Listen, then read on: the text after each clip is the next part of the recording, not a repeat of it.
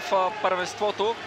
Спартак Варна, въпреки че е раздиран от проблеми извън терена, продължава да доказва, че Величков на вратата, Александър Цветков, споменати Ангел Грънчов и Матео Петрашило, тройка в защита, Виктор Митев отляво, действат зад гърба на Агибу Камара, Ерик Маркуш, Кайо Видал и Квадво. Първите 3 точки в основната фаза на Лига Европа. Първият съдийски сигнал е даден. Сигурен съм, че никой не е очаквал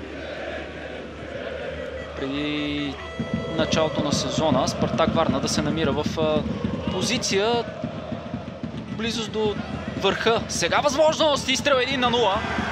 Сон открива резултата точно в 9-та минута с великолепен изстрел извън наказателното поле и показва, че Лудогорец в никакъв случай не е дошъл тук, за да повтори грешките на отборите, които вече гостуваха на коритото. Ранно попадение за испанеца. И от тук нататък двубоя за Спартак става още по-труден. Определено първоначалният план на Игор Йовичевич е бил за ранно попадение във вратата на Спартак Варна. Още веднъж ние наблюдаваме изключителния удар по диагонала на Сон.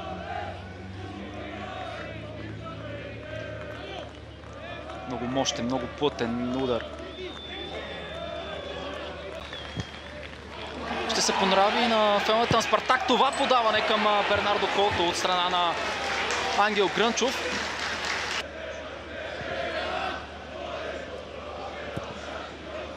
Ромей Шивей елегантно успя да се освободи от Дени Групер. Вратата на Лудогорец. Ромей Шивей все пак владее. Подаване за Пако Нате. Успя Пако Нате първоначално да се освободи от Оливие Вердона. Изстрела с неточност, която позволи на Бернардо Колто да отнеме или по-скоро да пресече това подаване. Пако Нате. Центриране или по-скоро удар и отсъдена дуспа в полза на Спартак Варна в 46-та минута, секунди преди да изтече редовното време. Спартак ще има възможност да изравни резултата. Тук Георги Гинчев взе правилното решение, а Ахмед Ахмедов с възможност да отбележи своя гол номер 10. Изстрел на Ахмедов. 10-тия гол на футболистът на Спартак Варна през настоящия сезон е факт. Спартак успява да изравни резултата в края на полувремето и по този начин много интересен двубой на стадион Спартак във Варна. В 9-та минута Сон откри резултата за гостите след невероятен удар извън наказателното поле. Пасни много по-настоятелни и комбинативни в предни позиции. Освен Бернардо Колто, за домакините на вратата Мартин Величков, трима в защита. Трябваше да защитава своята врата от 11 метров наказателен удар. Сега Серджо Па трябваше да го прави с професионално развитие. Не случайно Ахмед Ахмедов получи и повиквателна за националния отбор за срещите, които ще изиграят представителния тим само след седмица. Сега прострелно центриране, възможност за Лудогорец. Топката се отби от гредата. Сега грешка в изнасянето на Спартак Варна. Ерик Маркуш. Продължава Маркуш да владее. Отправя изстрел. Намеса с една ръка на Мартин Величков. Опасността не е отминала. Добро подаване от страна на Ромей Шивей. Имаше ли кой там да нанесе удар? Бернардо Колто го прави. Претенции за игра с ръка.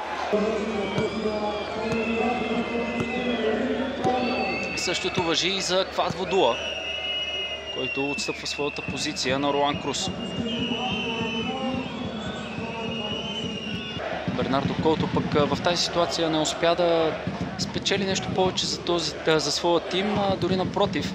Предаде топката в притежание на Лудогорец. Сега първа възможност пред Роан Крус. Опита се да прехвърли Мартин Величков и с първото си докосване дава нов аванс на Лудогорец в резултата. В 64-та минута мълниеносна контратака на Орлите прави така, че усмивката на лицето на този футболист да е много широка. Мигновен ефект от резервната скамейка за Лудогорец.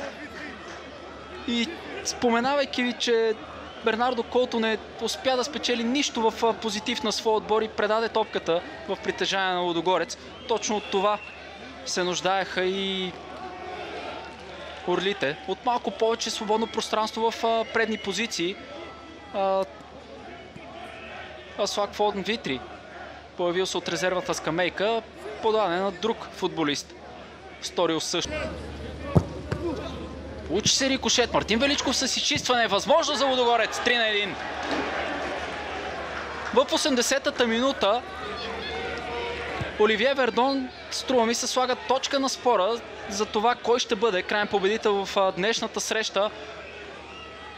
И ако първоначално изпълнението на Аслак Фон Витри не бе добро и се получи рикошет, той по възможно най-трудния начин затрудни Мартин Величков, който за пореден път пък